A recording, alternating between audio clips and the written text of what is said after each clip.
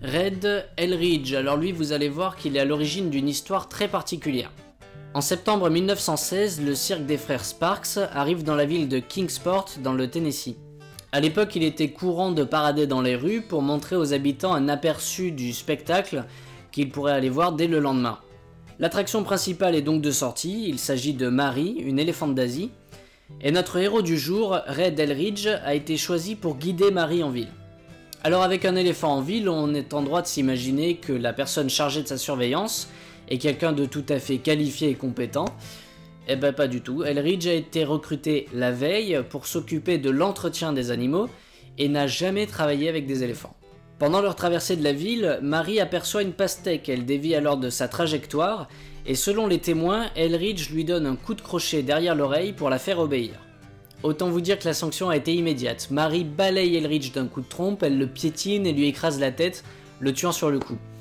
Les témoins de la scène, eux, comprennent tout à fait qu'un animal ait fini par se rebeller après des années de maltraitance. Non, je déconne, on va quand même pas se laisser emmerder par un putain de pachyderme.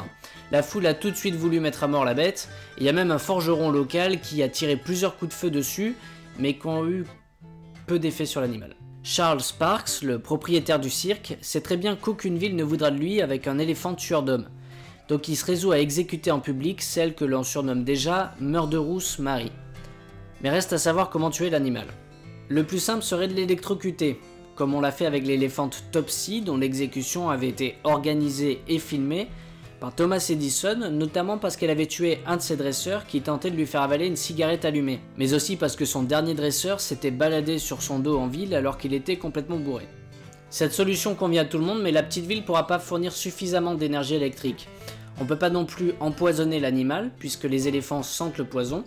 On pense alors à écraser sa tête entre deux engins motorisés, ou bien attacher ses membres à des trains partant dans des directions différentes pour écarteler l'animal. Enfin que du bonheur quoi. Et aussi surprenant que cela puisse paraître, on va finir par pendre l'éléphant.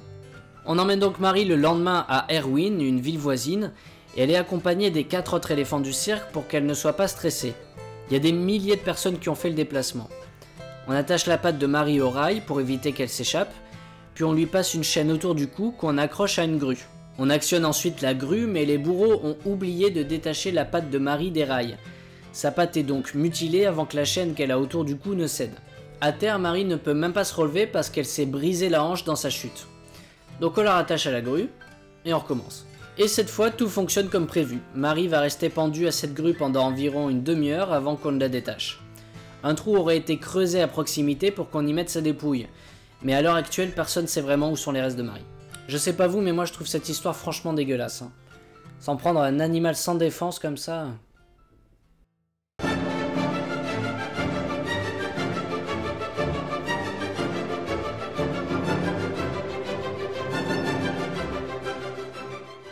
Je te promets que les prochaines vidéos seront au moins aussi mortelles.